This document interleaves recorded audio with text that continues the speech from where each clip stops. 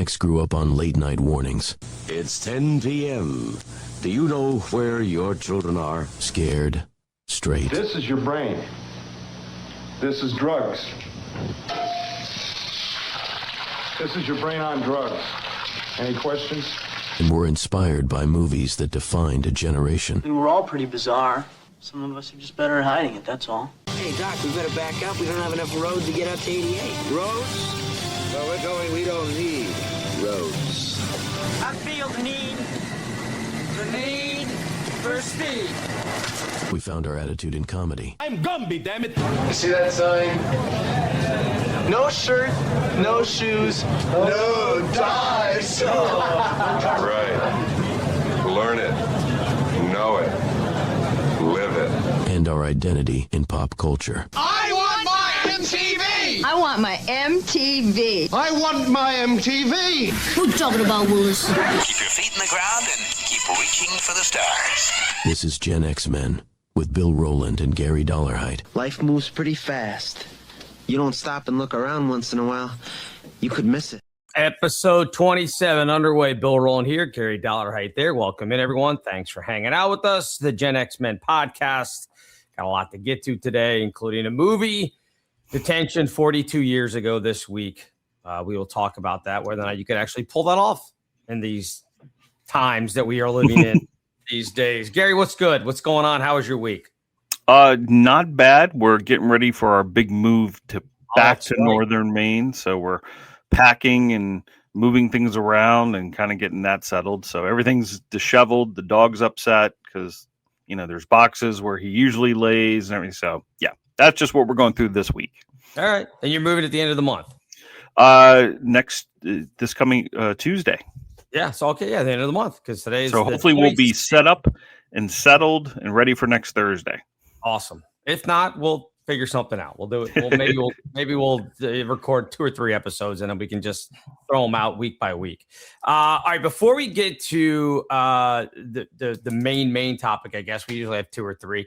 Got to talk about, because this was, and I should have pulled the clip so people will believe me. If not, go back, find the episode that we did our New Year's predictions on. I believe. Let me go back and look. That was episode 15. Episode 15, Happy New Year. So you can go back and find it, where we made the prediction. And I said on that episode that the government would admit there were aliens in 2026. And lo and behold, Gary, what happened this past week? The government has bought the domain. And I cannot believe somebody didn't have it, although I guess it's a .gov. Correct. So you'll be able to get it anyway. But yeah, Aliens.gov and Alien.gov now registered to the federal government. So, but here's the question. Mm-hmm. Which aliens are they getting this for? Well, either way, they're probably illegal. That's my, are they? They're illegal no matter what. from space or from the southern border. I don't think we really want them here either way, do we? I mean, that's, and they're not from inside the 50 states. Yeah, before everybody freaks out, I'm all for people coming here and doing it the proper way. I got no issue with that whatsoever, except for the space aliens. They don't need to be here on any level. Although, look, would you be shocked if they were already here? No, I wouldn't be. Yeah. Because just going across, if you look at it, if they have the technology and the wherewithal to get here, then they have it to blend in. So it's not like for lack of a better expression, a bunch of dumb redneck aliens showed up and they've been hanging out and we didn't know it. Right. So and maybe the rednecks are the aliens. I don't know. But no, if you go with the logic that if they have the technology and capability to get here, they have probably and were here, then we wouldn't know about it. Right. So I agree. And I fall along the lines of a lot of people who look at it and go, hey, man, there's no way without advanced technology that humans built like the pyramids or stuff like that. I fall into that. No question. When you start, like you hear it when you're in school and they'd be like, "Oh, the Egyptians had slaves, and this other bit," and then you go, "All right, well that kind of makes sense because you don't care. You're 14, 15 years old, whatever it is, and you're like, all right, sure." And then you get old and you start looking at stuff, and it's like it's precise down to like the center, the millimeter in some spots, and everything else, and you just kind of go, "Well, how is this even possible then? If we couldn't do it today, how did they manage to do it 5,000 years ago? Heck, 3,000 years ago, however long it was." So I don't subscribe to the fact that it was just a bunch of Egyptian slaves dragging things through the desert to get them to where they ended up. I don't buy it. Well, no, I mean, from hieroglyphs and other things, there's questionable interactions that were recorded back then. I have no idea if they're real or not. Was it just artistry, inspiration? I don't know, but it does. I won't say it didn't happen. I just don't know if it did. That's kind of where I'm stuck. And maybe I use too much logic. I don't know. No, it's just nothing wrong with being logic. I just think that things in this world that have been around, like how do we know? We have no idea what was going on 4,000 or 5,000 years ago. We have no clue. And I don't trust any of these scientists because it keeps getting reset over and over again. It seems like every new generation of archaeologists and scientists, or whatever, go, "Hey, you know what? It looks like these people were here a lot sooner than we thought they were." Like everybody for like the United States, they're like, "Well, people didn't get here until, whatever it was, 15,000 years ago." Now they're like, no, probably more like 20 to 25. Like it keeps getting pushed back. So I don't think we have any idea what was going on, what technology there was. Nothing was written down. If it was, it's just not there anymore, or it's a different language. And you just don't know. Yeah. I mean, if you just on the surface look at some of the explorations of some of the South American and I guess Mexico through South America, some of those civilizations that they've gone in and looked at, I mean, it's pretty sophisticated cities that were built, even just maybe not the structure, but the designs and everything were not just people living in huts necessarily. So it's pretty interesting to look at. And then I think the book's called 1492.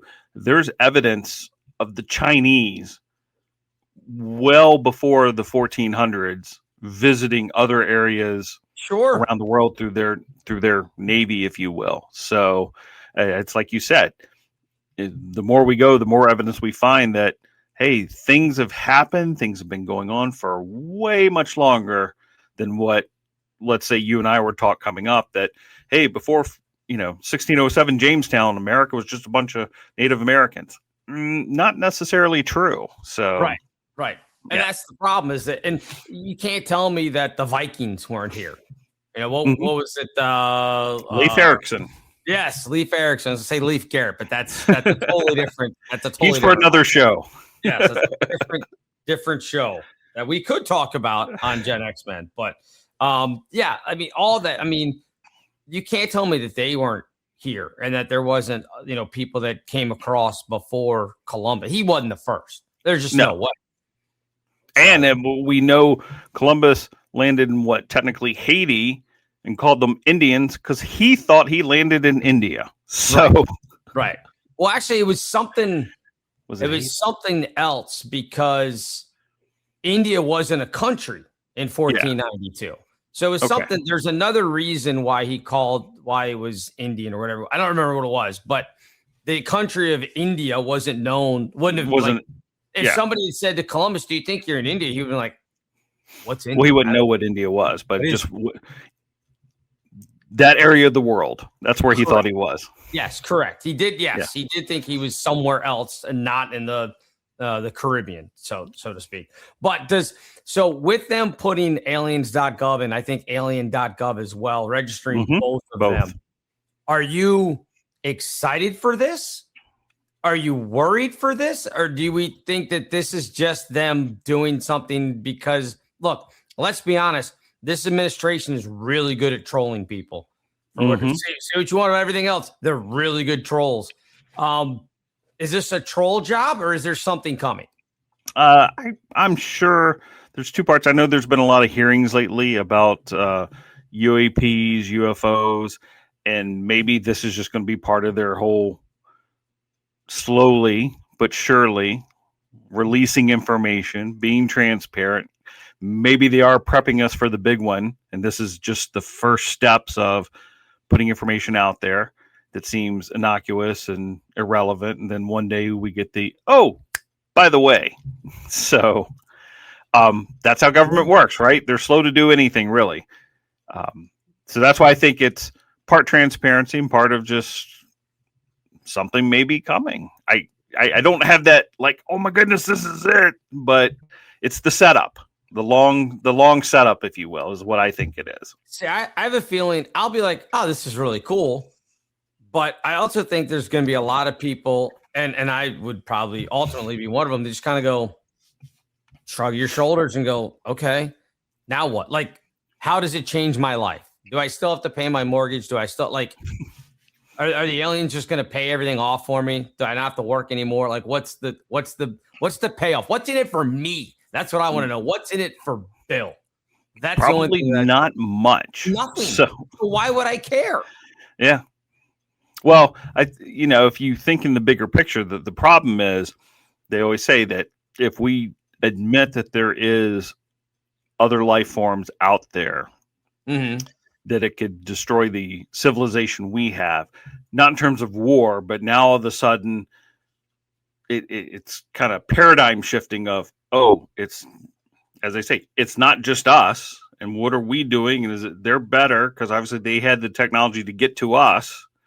So they say that it create an upheaval in society if and when it comes out. So maybe it is that small dose kind of thing that they have to do to finally admit to it. Well, let's ask this question, and I don't want to stand this for too long, but does it break? Because I've heard that argument before that society would just absolutely break down. And my thing is, if we are told that they've been visiting and coming here for centuries, like why would you freak out then? Because you've lived your entire life and nothing bad has happened to you with the alien. Like it's just something else there. Now there's having people that make the argument that would collapse religions. I don't think so. Yeah. Like, I mean, I don't. Yeah, I agree. I don't think it should collapse religion. I think it just brings a new perspective to society.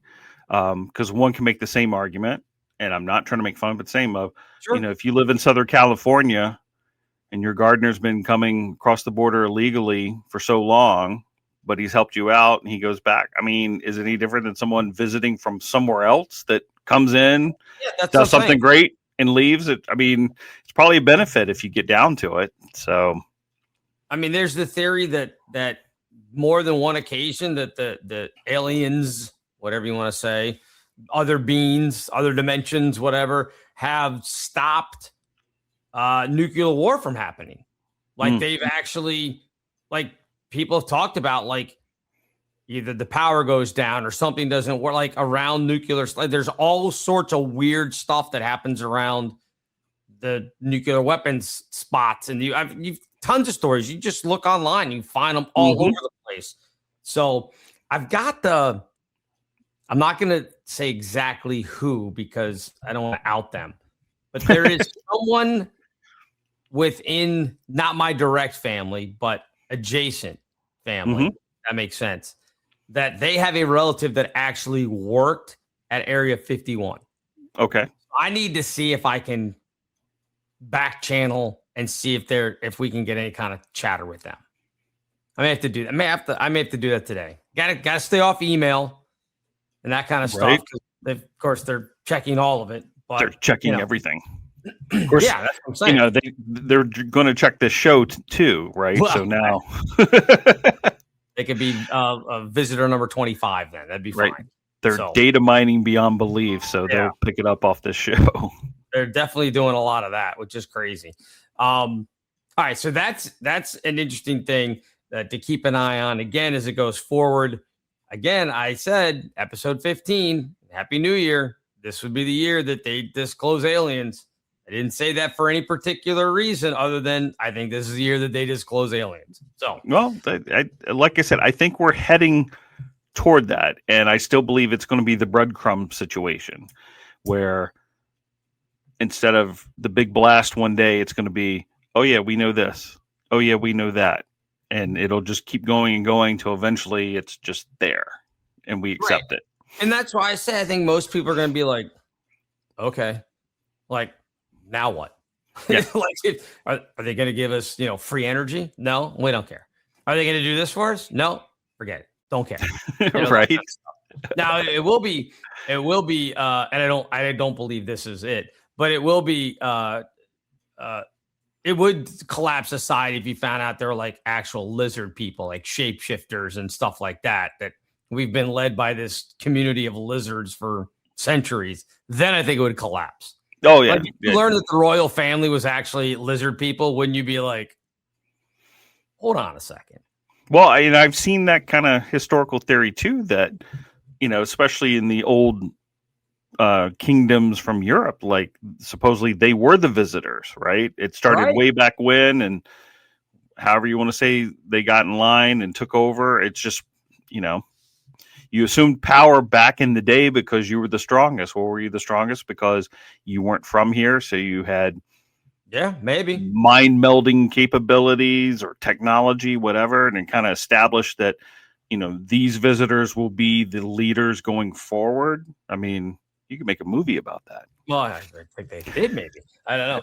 But I mean, it's no different. I mean, to me, on a much larger scale with aliens, but it's no different than like for years, people were told, like, oh no, there's no way that they could do this, no way they could do this, and they could do this. A perfect example of it is like the Havana syndrome, where the auditory thing that would just like, do you remember that was going on? Yeah. Like outside embassies and stuff, and people were being targeted. Yes. And everybody's like, no, there's just something. And now we have it. We said, yeah, it's true. Like we heard about all these, crazy weapons that they had, and they're like, no way, you can't have it. And then they go to Venezuela, and everybody talks about these sonic weapons. It's like, yeah, that's true. So that's where I'm like, hold on a second. If they have all this stuff that for years they've been like, no. Yeah, by the way. Yes. I mean, I think you're right. I think it's going to be kind of the breadcrumb thing where they go, well, yeah, we're not sure about this, how this ship can go this fast, like not ship on the water, but like ship in the air, starship, if you will. We're not sure why it can go that fast. We're not sure. And then like, oh yeah, we know about it. Yeah, we have that. And then, oh yeah, by the way, there's these guys that are piloting it, and Roswell was true, and that kind of stuff. So see, now you're ruining it for me, because my dreams of, military research, DARPA, the whole 9 yards was always a bunch of guys just sitting around drinking beer and go, hey, what if we could build a weapon that made noise that bothered people? Can we do that? And then they just go off and go do it, right? I mean, I wouldn't be surprised if that is the way a lot of some of the stuff is done. I mean, why not? I mean, that'd be great. Like, what would be really annoying? Like, you were sitting there just like, and there's like a dog barking constantly, like your neighbor's dog just won't shut up. You're on your deck trying to enjoy a barbecue. You're like, what if we could weaponize that? There's got to be some sort of sound that would just annoy people to death. And that's what you come up with. It's because your neighbor's dog barked for 4 hours or something. Exactly. Or, 4th of July picnic and they're throwing Frisbees. It's like, hey, can we make a stealth bomber that looks like a Frisbee, sort of, right? That thin and just flies at you. No one can see it. So anyway, that was always my dream, is just guys sitting around going, what if, could we do that? Why not? But now you're bringing the aliens into it. And it's like, no creativity here. Back engineering. But yeah, that's how most like redneck weekends probably start. Hey, do you think we could do this? I don't know. Go try it. Get some duct tape and a 30-06, and we'll see what we can come up with. And they go from there. Speaking of guns.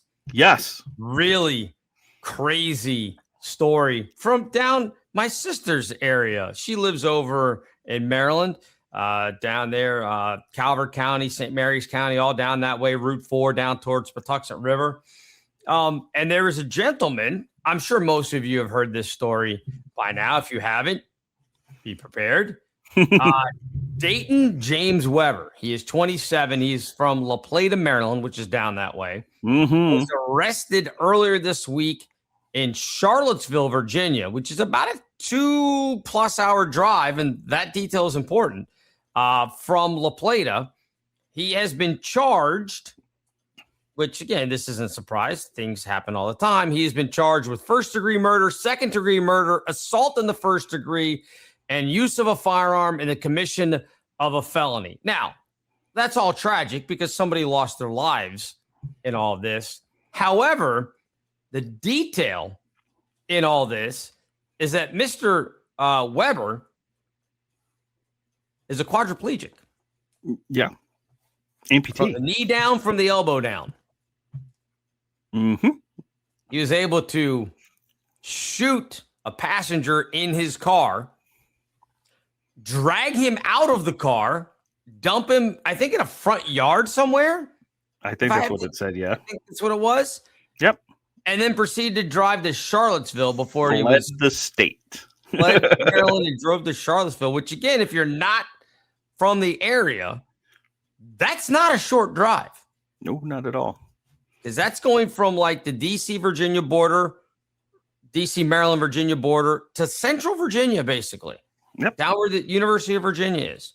Yep. So, I mean, What do you make of this? What do I make of it? There is a tragedy involved, but if his people, and maybe he has an agent because he's a professional cornhole player, so he's got people, are not on the horn with like the American Association of Disabled Americans or something. I mean, he's a poster boy of what you can do when you are physically, what do they say now? What's the word? Challenged, I think. Yeah. Oh, sure. I just want to speak correctly, but yeah. Yeah, no arms, no legs. You're able to be a professional cornhole player, drive a car, allegedly shoot someone. I mean, that just says you can win at all costs. Like inspirational. Like I'm waiting for the movie for this one. I don't know if it'll make Netflix, but it certainly could be one of those. What's not Hallmark? They do all the nice cheesy. They do ones. the nice lovey ones. What's the one? Is it ID TV or whatever it is, where they have all the crime ones or something? They could do it. Yeah, they could do a movie on that. This is amazing to me because here's the thing: there were 4 of them in the vehicle. Mm-hmm. You're telling me the 2 people in the back seat who, when he asked them to help him pull the guy he shot out of the car, they're like, "No, we're out." And I give them credit. They were like left and went right to the police and like, "Hey man, you're not going to believe this. We haven't been drinking, completely sober. There's a guy out there, no arms and no legs, who just shot a guy and drug him out of the car and left him. And now he's on the run. No, we haven't been smoking weed, officer." I mean, that's, if you're the officer, how do you respond to that when they say, "Hey, by the way, we were just witness to a shooting"? Really? Okay. Let me write this down. What's he driving? And they're like, "Oh, I think he had a Tesla," which, again, self-driving probably. I was like, "All right, Tesla. All right, cool. What color is it? Write it all down. Mm-hmm. Give me a description of the guy." And they're like, the professional cornhole guy. He's around. You guys know him. He's a problem around here all the time. And they're like, "Wait a minute. You're telling me Dayton Webber, the guy with no arms and no legs, shot a guy?" "Yes, officer. That's what I'm telling you." "You guys sure you haven't been drinking tonight?" Like, imagine that conversation went. Well, I'm just trying to imagine when they put out the all points bulletin. Was he considered unarmed and dangerous? I don't know. I mean, it's possible. But the bad thing for him is, I guess there is video of him either on his social media or something of him firing a gun. So it's not as if we have proof that he could do it. So that defense is off the table. He won't get OJ'd out of this one. No. Although the glove would not fit. The glove would not fit. I guess. Yes. Look, it's a tragedy. I mean, I don't want to. No, it is. It is. The jokes write themselves for days, and we know that. And I mean, it it is an absurd situation when you think about it. But it sucks that this guy lost his life, probably for some petty, stupid argument. But again, I just wonder why the guys in the back seat, like the gun must have already been loaded and available to him. Oh yeah, because there's no way he like goes into his glove box or like the console between the seats there in the front, grabs the gun. Like they would have been able to stop it. Like even the guy who got shot would have been like, "Hey man, are you pulling out your gun? Like you just reach over and grab it." Or I guess in the moment you're like, "There's no way this dude's gonna shoot me," because whoever thinks this dude's gonna shoot me, quadriplegic or not, you're probably in that situation. You're like, "Yeah, are you seriously gonna pull that out right now?" So that's the thing is, I just don't know how the guys in the back seat didn't put a stop to it. I need more details. I definitely need more details on this. There has to be more to the story because I agree with you. It's not as if it could have just been down in let's say he was in the driver's seat. I don't know. I think it's not as if it couldn't have been either tucked down in the door. You know how all the doors have the little cubby hole down on the left side if you're the driver's side, or tucked down on the right side in between the seat, because he physically just can't grab it. Like there's going to be motion. And if you look at the video, how he has to hold it, to grab it, to do it just didn't come out of nowhere. So there's something was going on in that car. And to me, he had to have been able to, it was already out or something was going on because it wouldn't have just appeared. Maybe he had it sitting in his lap. That's possible. True.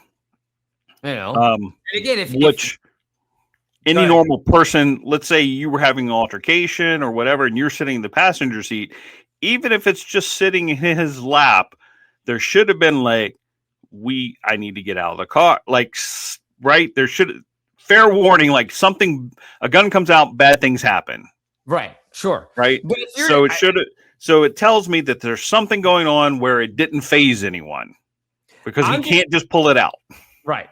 I'm just wondering, like, I've only been inside of a Tesla one time, I think. So I don't know. They're roomy. I'm just saying in a Tesla, do the doors, like if I'm in the passenger seat or if I'm in the back seat, is there a way for me not to be able to get out? Like if you're the driver, do you have the ability to like hit a button and like then the doors stay locked and there's no way for you to like open your door at all? I know in cars they have the kids lock where you can control the back doors so you can't open, but most of them won't lock the front passenger seat. I don't know if Tesla has that or not. I don't know. I've only been in one. So here's the deal. I wouldn't be surprised if Tesla did, but then I'd have to go with it was already set up because he can't just push buttons on the screen though. He could. I mean, why couldn't he, Gary? Look, elbow in. I like that. And if it's on the side, he could just reach over and poof. I don't know. Yeah. So like I'm with you. There are a lot more details on how did we get to this point that he could pull the gun and use it allegedly in his condition. So right, well, again, the two guys that were witnesses in the charging documents told police that Webber pulled out a firearm and shot Wells twice in the head during the argument. Okay, so they got out of the vehicle, flagged down a cop again. So no arms and no legs, you say. But they got out of the vehicle, so you couldn't lock all the doors. Right. So he got out of the car, right? So according to again the police filing, around 12:41 a.m. on March 23rd, so just a few days ago, a resident at this address, Newport Church Road in Charlotte Hill, Maryland, discovered Wells' body on the side of the road. So they ended up finding him in Charlottesville, Virginia. He was at a hospital seeking treatment. I wonder what he was seeking treatment for. It says in here what we don't know. Police have not explained how Webber was able to drive a car or fire a weapon. I mean, I can tell you, I've seen it. Yep. We've got the video. That's why I said his defense is going to be a little like if that video did not exist, you could almost Johnny Cochran this thing, except for the two eyewitnesses. Be like, right. Well, that does put a damper on it. If he know he did it. Right? So if you take that out, I mean, you could go down the road of, hey, how's he going to fire the gun? Someone figure that out for me, right? And the jury be like, yeah, right. I don't know how he did it. So Right. Exactly. But I've already saw one where they did the whole from the Holy Grail with the knight who ends up with all of his arms and like yes, the Black Knight. They've done that It's just meme. a flesh wound. And I'm waiting on someone to use AI to do the shootout scene from Tombstone between Doc Holliday and I can't remember his name, but anyway, like as he's wiggling through the woods, no arms, no legs, and I'll be your Huckleberry. Yeah. It just outdraws the other guy. I mean, this will be a bad quote to bring up in the court case as well. He did it. He was in People magazine again for his American Cornhole League when he became a professional cornhole player. And he says, this is from People. I want to encourage others to take chances and pursue their dreams. I've overcome difficulties, and I think others can too. Here's the money quote. I hope people give disabled people a chance. We will definitely surprise you. If we say we can do it, we can do it. We've probably done it before. That's why I'm saying his people need to be on the horn. Yeah. With, these associations for disabled people. Say, look, yes, there may be a bad edge to this, but if you go back, I mean, let's talk about what he's been able to accomplish in his situation, But maybe, you know what, though? That's how he gets out of this. Maybe it's reduced charges, we plea, but we're going to do PSAs and be a spokesperson, right? Your passenger? What PSAs are you going to do? Well, I'm just Dayton Webber. I was up for first and second degree murder, but I want you to know that you can pursue your dreams. Don't give up. Look at me. Right? I was able to shoot a guy and drive to Charlottesville. I mean, I don't know if that PSA works. Well, no, but it's still like you can do anything you want to. That's the whole purpose here.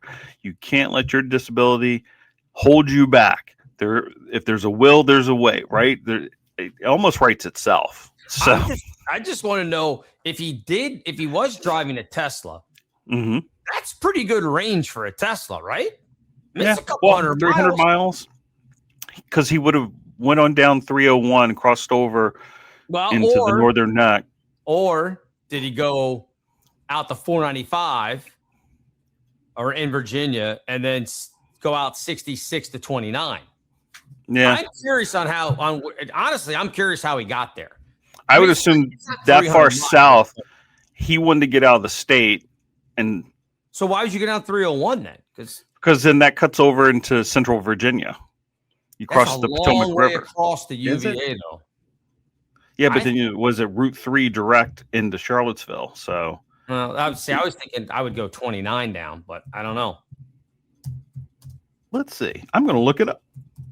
But again, I mean, it's a couple hundred miles maybe, but I guess depending on when he had it charged up, it would have been good to go. Well, he could have stopped.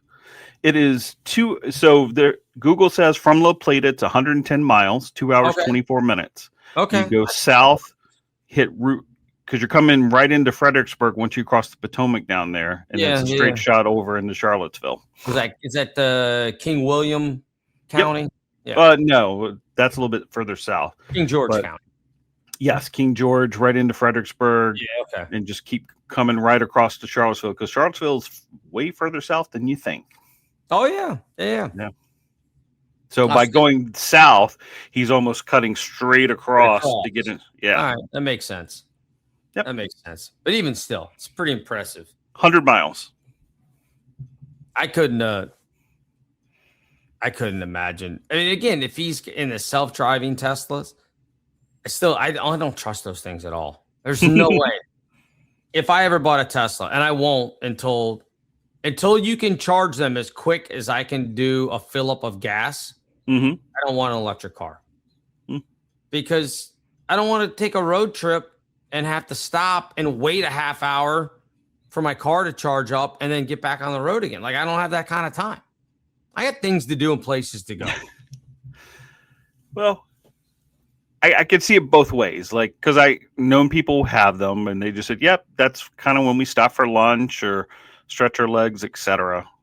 Or if they have a dog, right? So, I prefer my hybrid, so I get the great gas mileage without having to plug it in every time I stop. So, I enjoy that. That's fair. But what's funny is I just realized it's kind of this is just random.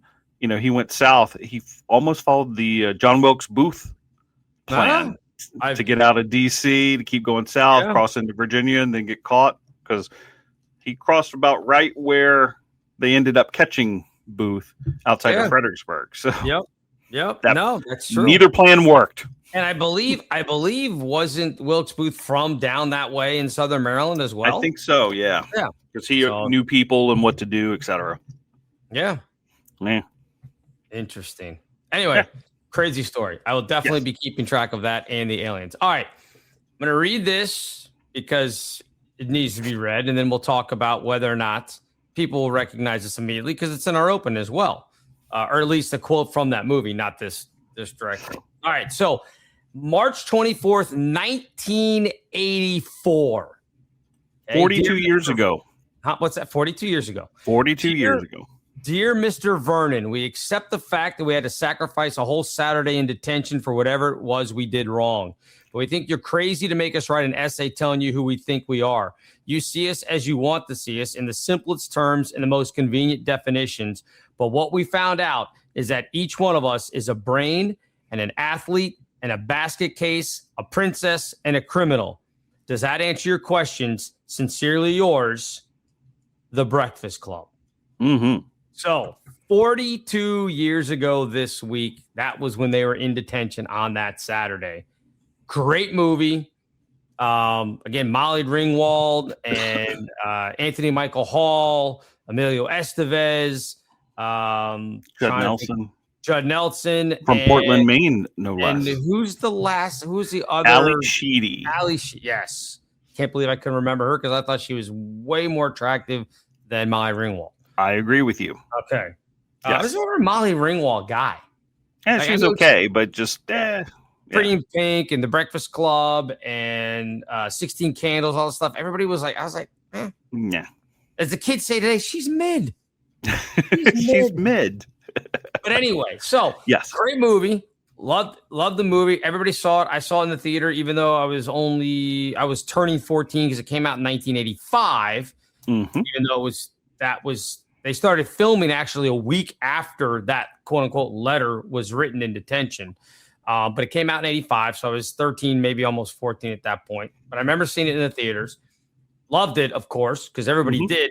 But my question is, could you do that today? Could you make that movie today with all the same type of characters, the a-hole principal, the janitor? Like, could you have The Breakfast Club and do the same sorts of things that they did back then in 1984, 85? Could you do it here 40 years later? My wimpy answer is yes and no, because there are certain facets of it that translate to today. Okay. However, representing what society is now, there would have to be some changes within certain characters and how things are done. So let's just start with, nowhere that I'm aware of today would they allow a male principal to be alone with 5 kids on a Saturday by themselves as detention. I just don't think that could happen. I didn't even think about that aspect. Oh, he wasn't alone. The janitor was there. Well, the janitor, but I don't know. Do janitors work Saturdays anymore? So there's certain things I go, I don't know if we could do that. I certainly don't think, let's just start with him, the principal. I don't know if those kind of principals exist anymore, or was he vice principal? Maybe he's vice. But anyway, I don't know if you can be that hard edged anymore in modern education. I just don't see it, because that's what I'm saying. How society has changed, where that used to be your principal, your superintendent, whatever. They were kind of the taskmasters, like military mindset. We're doing this. We're doing this. I don't think you can do that anymore. And that just comes from stories of friends of ours who were in teaching, have left teaching, go, that wouldn't fly today. Well, it's just not acceptable. You think about the other, you had the argument when him and Bender, who's Judd Nelson's character, they get in the argument. And he said, do you want another one? Do you want another one? How many are we up to now? When they're going back and forth, he just keeps giving him another detention, etc. And at one point, Anthony Michael Hall's character, Brian, steps in because he goes, how many is that now? And he goes, sir, including the one when you came in. Right. Remember, he is correct. He's the geek. He's correcting everything, which is hysterical. And then at the end of that exchange, because then Principal Vernon goes, I got you now for 8 weeks or whatever it is. And Brian goes, sir, it's 7. And he says, shut up, Pee-wee. Yeah. There's no way in this day and age you could get away with that as a principal telling as a student that shut up and then call him Pee-wee. Yeah. Exchange. It was a fantastic exchange. And the exchange when it's just Judd Nelson and I can't remember the actor's name, when he's got him alone talking about go ahead, take your shot. Because who are they going to believe? Again, I just would be surprised of anyone with that kind of confidence would be allowed in education anymore because they just kind of run that out as far as I'm concerned. That's just an opinion, but maybe in Texas there is a guy that's still like that, but in general, don't think you will find that kind of attitude from a high school administrator still around. And then, of course, when they're all sitting around and they're having the discussion, which is most of the Saturday, when Ali Sheedy's character talks about being a nymphomaniac, and they're like, no way. I mean, all of them are like, of course, which of course would be the reaction that any high school kid, you're crazy, get out of here. And then I can't remember whose character. I can't remember if it was Molly Ringwald's character or Anthony Michael Hall's character said, have you told anybody about this? And she says, only one person, my shrink. And they say, well, what did he say? And then she goes, he nailed me. You would never be able to get away with that in this day and age. No. Never. Well, and so kind of flipping on teenage angst, it still exists. Of course. Differently, right? Because that's really what we're dealing with when you look at that is these kids trying to find themselves, who they are, how they fit in, etc. So that would still exist in the movie, but we're just going to have to change characters. So Ali Sheedy being the quote unquote basket case, I don't know, she might be the main character because mental health now is such a big thing. Like they would focus on, this is what she's going through. And we would delve into it more so than what was in the original movie, right? We'd have this offshoot. And then also you might have to switch out some of the other characters because in this day and age, there's going to be kids dealing with their gender identity and all sorts of things that we're going to have, racial identity. You're just going to have to include that because that would be expected in doing that movie in a modern version. No more just simplistic, jock, nerd, princess, basket case, criminal. Criminal would not even probably be in the movie because, where we are in society with that. It's like, it's normal. It's okay. That's not outcast.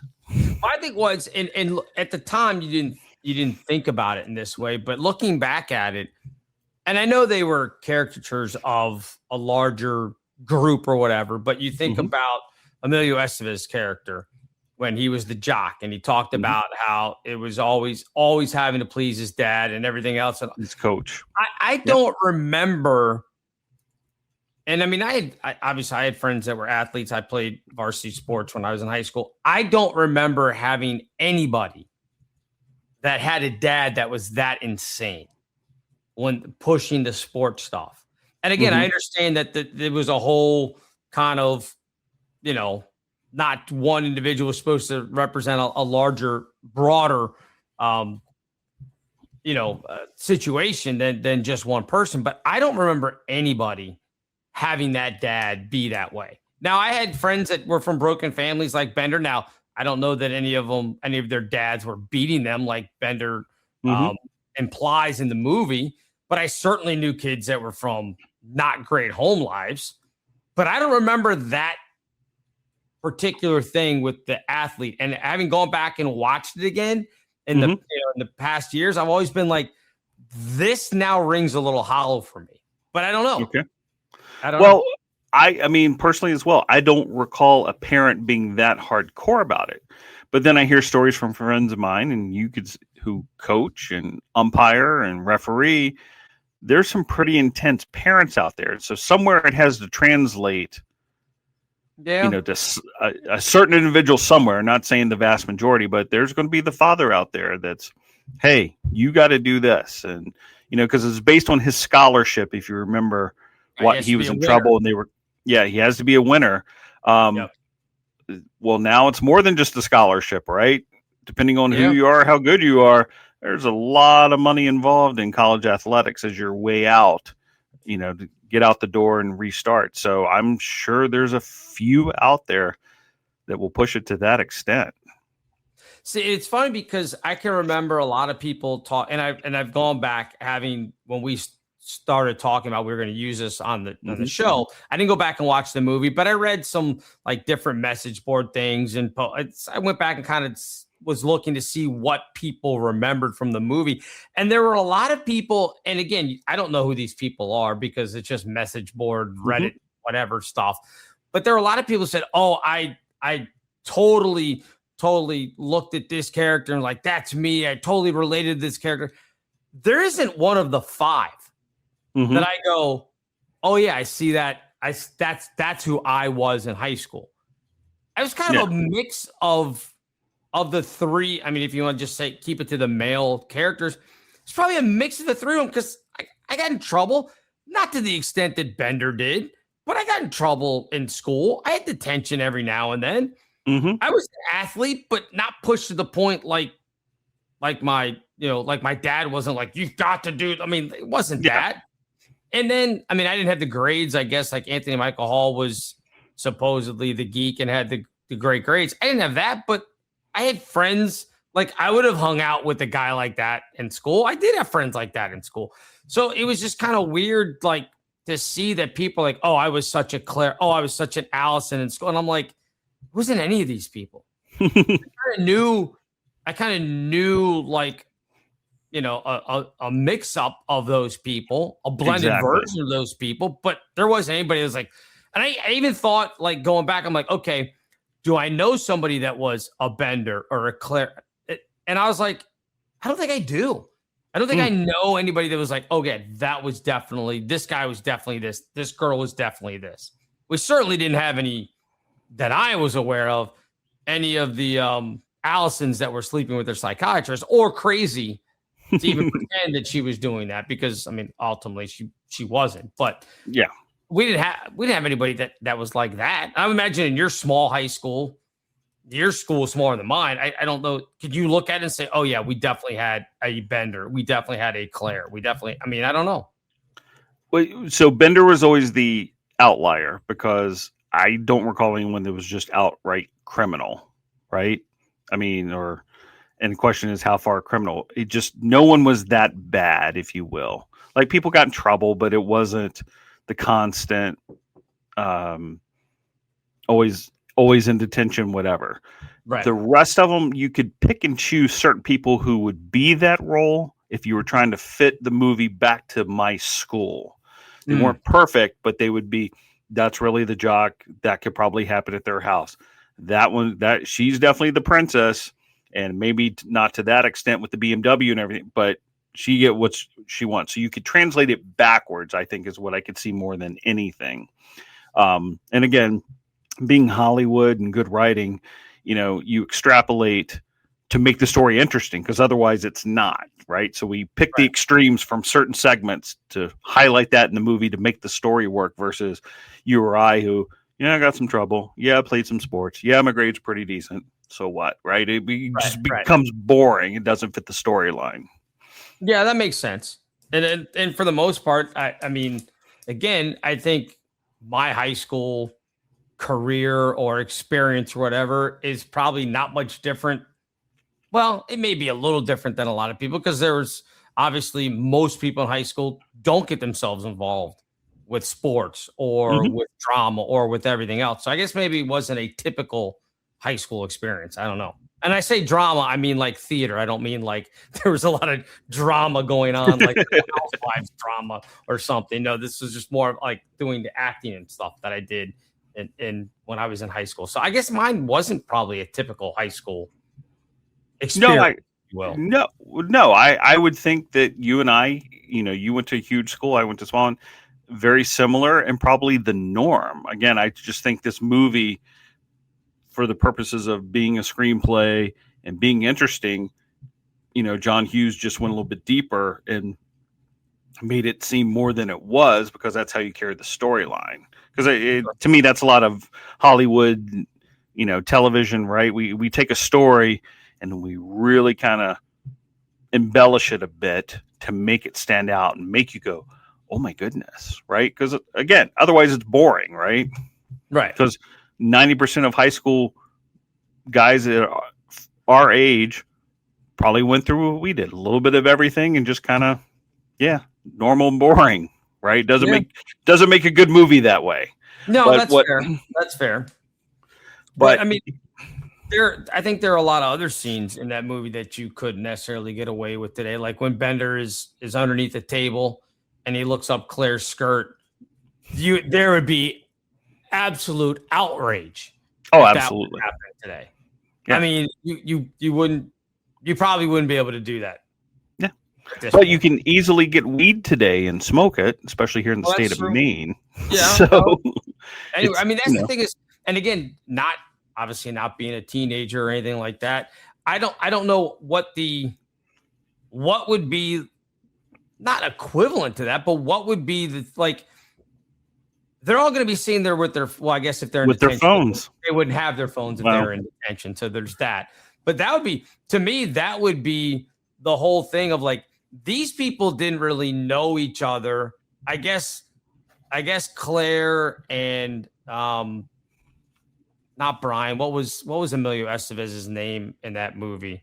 Andrew. Yep. Andy. I guess they knew each other, and they kind of surface wise, they all knew each other. But so that would be the thing. If you're going to do this, it would be like all these kids who never speak to each other because they're constantly on their phones now suddenly discover how much they have in common because they actually have to sit down and talk to each other. That to me would be the underlying thread of the movie, right? But it's still the lesson. People you don't talk to, don't normally hang out with, you're forced into the situation to be social with them, and you start to learn things and figure things out. I mean, that's why I'm saying, like, the teenage angst, and especially nowadays with phones, the whole idea that you don't know each other, we're going to put you in a room, and now you're going to talk and try to understand each other. I mean, that's just perfect for the modern society right now. That part would still play out. Like I said, we just got to change up some cast of characters and certain situations to fit, society more so now. But yes, you definitely couldn't do it with 5 white kids. Yeah, well, yeah, and we said that before. Like, that's the other issue that would be like, oh, this is just the wrong high school. That's not real. They would trash it for that. Right. Without having all these categories met, the boxes checked to make it acceptable for modern society. Right. Now, let me pivot off of this just to kind of close things out. In talking about that, as far as things go, did you see Vince Vaughn, the clip of Vince Vaughn on Theo Vaughn's podcast? I did not. Okay, so Vince Vaughn is on. You know who Theo Vaughn is, right? Yes. Yep. Okay, so Vince Vaughn is on Theo Vaughn's podcast. Vaughn spelled 2 different ways for people who don't know. And he made a comment about how all the late night network TV shows basically all are the same and they've lost their way because they're way too political. And he made the point of, he's like, I don't like them because I feel like I'm sitting in a class that I didn't sign up for and I'm being lectured. Mm-hmm. And it's almost the same, except not with the politics stuff. It's almost the same thing when you're trying to do a movie or a show these days. And it feels like when you go in, and Bert Kreischer even talked about this and talking about his Netflix show when he went in and was like, here's what I want to do here, the characters. And they're like, well, where's your diversity in the cast? And he's just like, where this actually wasn't his TV show. It was when he was doing his movie. Okay. That was on Netflix, not the TV show. He's talking about when he did the movie. And he's like, we're going to Russia. Like, there's not that much. Like, he's like, how much diversity is there to be had when this is, back in the 90s when he was in school? He was talking about, you've heard his famous Russian mob story. So it was the movie about that. And he was like, there wasn't any. Like, he's like, there wasn't any. What am I supposed to do? Like, I can't suddenly just put somebody in that wasn't there.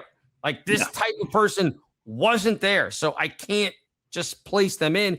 And I feel like, in a way, Vince Vaughn is kind of saying the same thing, that like, hey, you don't have to sit there and tell us over and over again what you think about a certain subject just to check a box off, because you want to make sure that in quote unquote woke Hollywood, whatever you want to call it, which I think it's an overused word. It's like, I think his overlying point was, hey, you don't have to prove your bona fides. Everybody knows where you stand politically. You don't have to do it every single night and stand up there. And again, as Vaughn said, lecture us in a class that I didn't sign up for. Yeah. And that in itself is my biggest problem with entertainment is we've gone from creating stories that are interesting and entertaining to there has to be, whether you want to go down the checkbox list, this has to have that, or we need to say something with what we've created. Right. I'm not saying if that's your goal, that's your goal, but I felt like on a bigger scale, that is what's being pushed instead of, I'll keep it easy. Let's talk about the nighttime shows. Johnny Carson was there to make jokes and have fun with the celebrities that came on the show. Mm-hmm. That's it, right? We just laugh and talk, have good times, and that's it.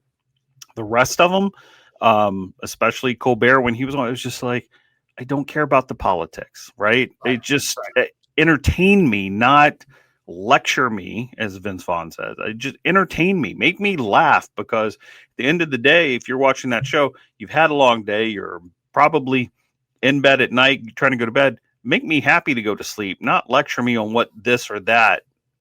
That's what annoys me.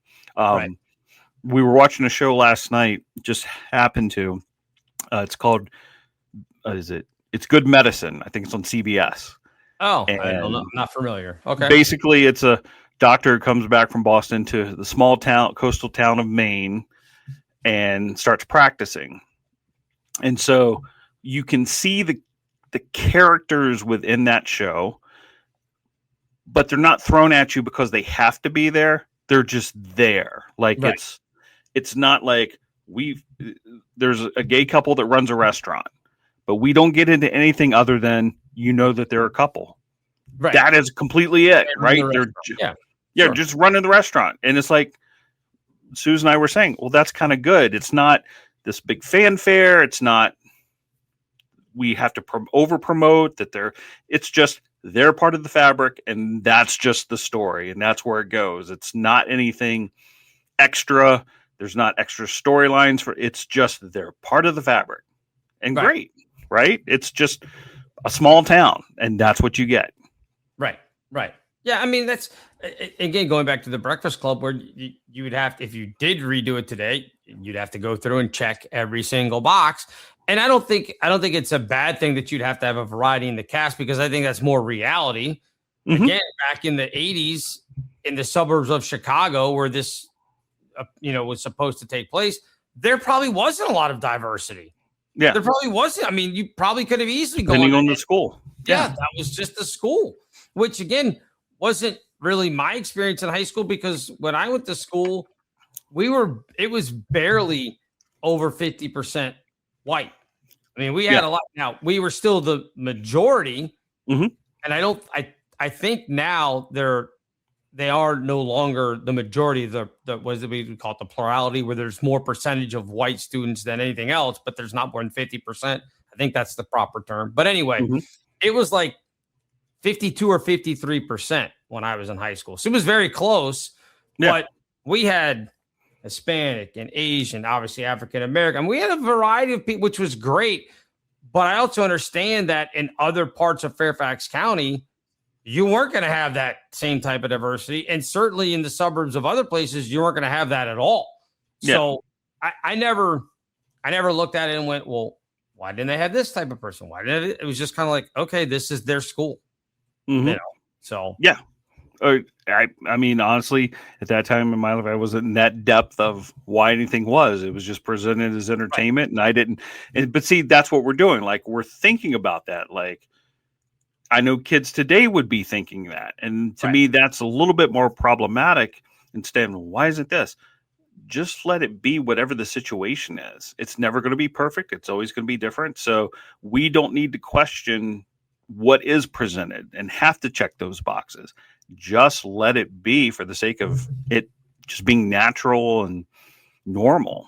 I wonder if kids today, because it has been kind of, just overwhelmed, whether it's social media or anything else that they watch or view, if they would immediately latch onto that. If they were to watch the original Breakfast Club today, would they immediately go, why is it 5 white kids?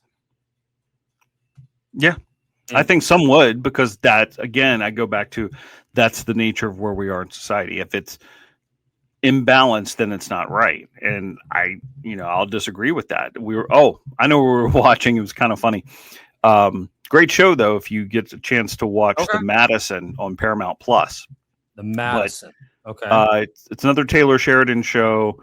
Storyline is family living in New York City, but the husband is always out in Montana at their extra home because he loves it out there. He dies. So then the kids, the wife who doesn't go out there, the 2 daughters haven't been out there, and the 2 grandkids have never been out there, right? So it's New York City to Montana to go tie up the estate. Is this modern? Yes, it's modern. Okay. Yeah. And so I didn't know if they're like in a covered wagon or something. No. This is totally, they private jet out there because they're a wealthy family. They're rich. Okay, I got you. Yeah. All right. But anyway, going back to the 2 granddaughters. Yeah. Like, for instance, the neighbor comes by and says, hey, we all made food for you. There's this, and there's Indian tacos. And the 2 granddaughters, like one's 14, one's 10, go ballistic. You can't say that. And he's like, well, that's who made them. I don't know what to tell you. That's what they call it, right? Yeah. Yeah. So it's those little things of kids being hypersensitive. And that's a little bit of their storyline of, you can't say that. And you can't do that. And it's like, yeah, you can. It's you're too hyped up about it. Relax. Yeah, exactly. It's perfectly okay because that's the person who made it. So it's fine. Yeah. So, but I think there's a fair amount of kids who would be bothered. I see it sometimes in my son. Certain things are said or happen, and he's just like, well, that's not right. And I have to go, nope, that's just normal, and to accept it. The world is not going to be perfect every single time for this to happen or that to happen or this person to be included, not included. It just is what it is. So, I'm just glad that we've been inclusive with the murderers now. That's the best part. Right. I think we can learn this from this episode. Everything is inclusionary. So, yeah, I mean, I saw that this week and I was like thinking about all that stuff. What would the reaction be? That would be the thing. What would the reaction be when they sat down and they saw, again, 5 white kids, none of them trans, none of them gay, I'm like, would they be like, well, this isn't reality? Or would it dawn on them maybe that, this was what it was back 40 years ago, that you didn't have all this stuff just thrown out and pushed at every turn? Yeah. No, I think they would freak out. Now, bigger picture, do I disagree that you have to check all the boxes? No, I just want things to be representative normal, right? Right. And so in certain situations, you may have diversity and others you may not. It's okay as long, it's not forced or coerced or whatever, but just normal. Like, reality is this can happen, that can happen, and both are okay, right? But we don't have to reform everything to make sure this happens, that happens, etc. I mean, look at we're talking about this, Meatballs. You can't make that movie today. No, no. Right? I don't even remember any minority in that movie. But then there are certain other actions in that movie that would be unacceptable as entertainment nowadays. So I'm trying to. I think you're right. I don't. Yeah. I don't recall. Well, at least not a main character. Right? Yeah. There may have been a kid in the background somewhere, but I don't recall any minority kids or anything, even from the other tribe, the Mohawk camp. Well, that's the other thing you couldn't get away with now is the Mohawks, right? The camps named after Native American groups, Indian tribes, whatever you want to say. You wouldn't be able to get away with that now, I don't think. Yeah. So a lot has changed, and I get some of it, right? Yeah, because the fabric of everything has changed, and some things are better. But again, I always go back to, and that's why I try to tell my son, the world is never perfect, and this is what will make you pull your hair out trying to make it perfect. It just is what it is, and it's better to let the world kind of find its way, and we'll do this and we'll do that. Don't stop checking boxes. Right, and everything seems to self-correct. Right. Yeah. I mean, as you go along, everything seems to self-correct it, at some point. If it's really, really, really over, like horrible, society takes care of it. Exactly. If it's something that doesn't need to be taken care of, then most people in society are going to be like, that's not really that important. Yes. Like, let's just continue to move on. It's the people that get stuck into being offended by anything and everything that you go, hey, not everything is an offense to you. Not everything is an affront to you. Stop being a professional victim. Yes. I think is probably the best way to put it. Because there are a lot of people. I mean, look, there are people that are protesting things that absolutely, yes, society should move and do certain things about, situations. And then there are people that just look to be offended by anything and everything. And it's like, first off, not everything is about you. So stop. And two, not everything is offensive. So stop. But that's what it is. That's where we are. Yeah. All right. Well, I'm going to let you go pack because I know you have a lot of stuff to get ready to move. I can't wait to hear about how the move went next week. Oh, I tell you, I'm not looking forward to I'm keeping my fingers crossed that everything fires up, works correctly, and there's no headaches getting transitioned back up there. So, well, if it's any help to you at all, I've spent the past week getting our dryer fixed. Whoa. And then the hookup to our washing machine had to be fixed yesterday. So for the last week, we've basically been without laundry. So I've gone to the laundromat twice.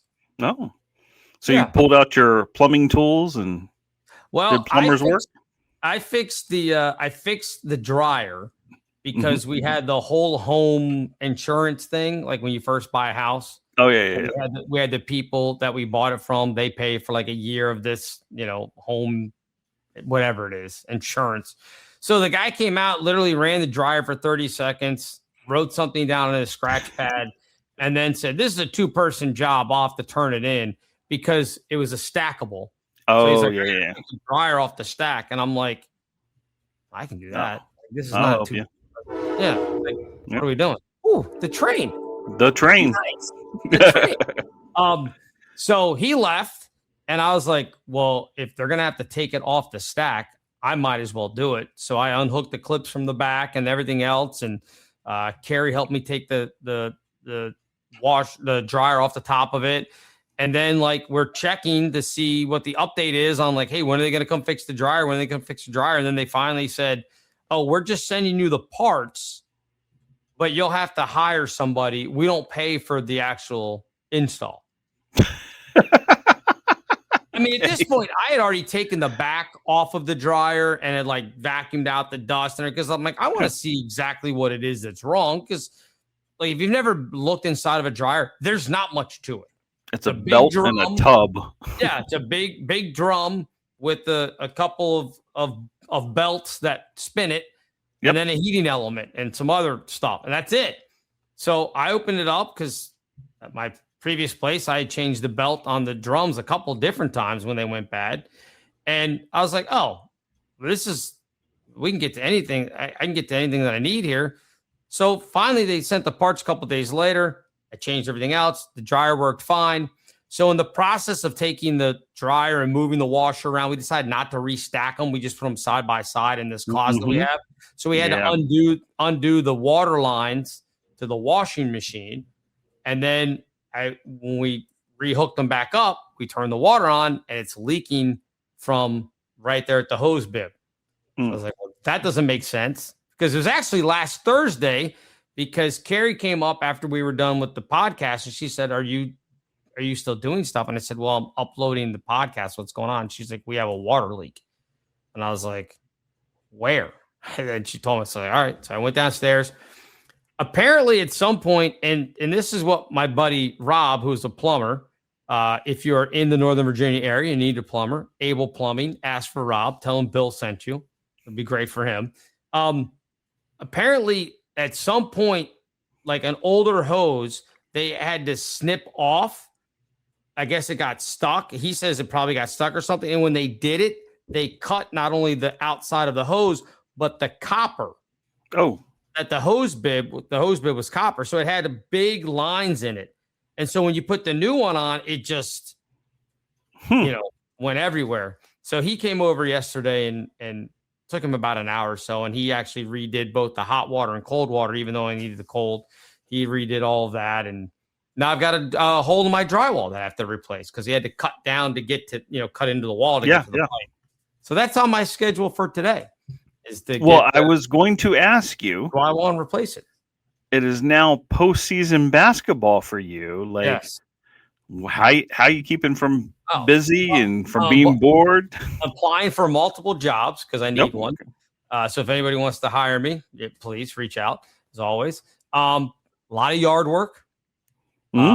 Still have a ton of leaves that have to be picked up. That's another thing that I'm doing today. It's been, like they say, when you own a house, it's always something. So I'm out there we have one of those Toro vacuum blowers, to scoop up the leaves. Yeah. So I'm out there scooping leaves up, and I don't mind doing it. I put on my headphones, I listen to music or podcasts. I can stand out there and, vacuum up leaves for a couple hours. It's not a big deal. Well, the bag that the leaves go into, that you then dump into your, yard waste bag, because you have to do that around here. The zipper kept getting stuck, and then it finally snapped. It broke. So I don't have a bag anymore. So I've got to now go to the store, and I looked in the store. They sell the bag. They don't sell it with the plastic clip that attaches on to the actual machinery. Okay. So I'm going to have to cut the old plastic clip out of this bag that doesn't work, and then zip tie, because that's all it's held on to. Zip tie the new bag onto the clip, and then I can use it again. Oh goodness. So yeah, it's an absolute nightmare. Every time I turn around, there's always something. Things. So it's supposed to rain here tomorrow. So whatever I have to do indoor, which is quite a bit, that'll be tomorrow, because it'll be raining. No, I understand, because part of my slight depression of moving back up north to 28 acres and all that it encompasses, there's always something, where here in a condo during the winter, there's always nothing. So I'm gearing up for that myself. So hopefully I get it. Your pipes didn't freeze or anything like that, and you get back and as long as your water runs properly and your plumbing works, the other stuff is easy to take care of. It's when the plumbing stuff goes bad, that's when it's miserable. Mm-hmm. So I can do some plumbing. I can't sit there. And he told me the tool he had, because I was like, well, I could, because I called him and showed him what was going on. He was telling me what I had to do, and I'm like, I don't know that I can do all that, because it was going to have to be like soldering the copper. Because the copper, And I was like, it's literally 2 inches away from like the drywall. I'm like, I'll burn the house down, because as soon as I go to solder it, I'm going to catch the drywall, or the solder is going to drop down this basically behind the wall, and it's all insulation at the bottom of it. And I'm just going to catch the insulation on fire. I'm going to burn my house down. So, but he's got that soldering clamp that's like $2 or $3 grand, and just it just clamps down. $2,800, and then each little attachment for depending on how wide the copper pipe is cost him like another $500. But it's it's just a little clamp that he goes and it smashes it together and you don't solder it all. I'm like, that's amazing. He goes, yeah, $3,200. And I was like, that's more than all, because I was like, I should get one of those. He's like, you don't need one of these. That's why he makes $300 an hour. Right. That's why anytime I see a tool or something, I'm like, I should get that. I could use that. And he's like, you don't need this. Okay. I'm like, all right. I was like, I'll just call you then. So anyway, so yes, that is my week ahead. Much like you. Hopefully, again, you'll be up there. And now you called it Northern Maine. Aren't you more Central Maine? Are you north of Bangor?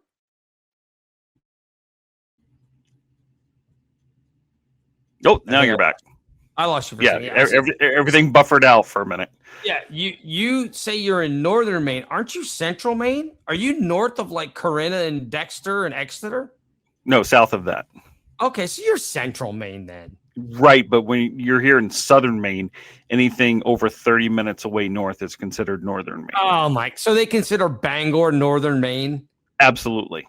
Get out of here. I ain't Northern Maine. They've never been Northern Woods then. Yeah, everything above even Augusta. Is considered Northern Maine. That's garbage. Tell those people they know what they're talking about. Well, there's a different breed of people that have come into the state here in Southern Maine, out of Massachusetts and Connecticut, and they see things differently. So yes, well, tell them if they've never been north of Bangor, they haven't been to Northern Maine. So, that's what we say. Yeah, they don't know what they're talking about. All right. Before we go, any parting words before we call it a day? I was going to say, from detention rooms to government websites, even today, we're trying to figure out what's real, what's hype, and who people really are. So nothing's changed for us in the 50 years we've been alive. This concludes this episode of Gen X Men with Bill Rowland and Gary Dollarhite. Gen X Men is now off the air.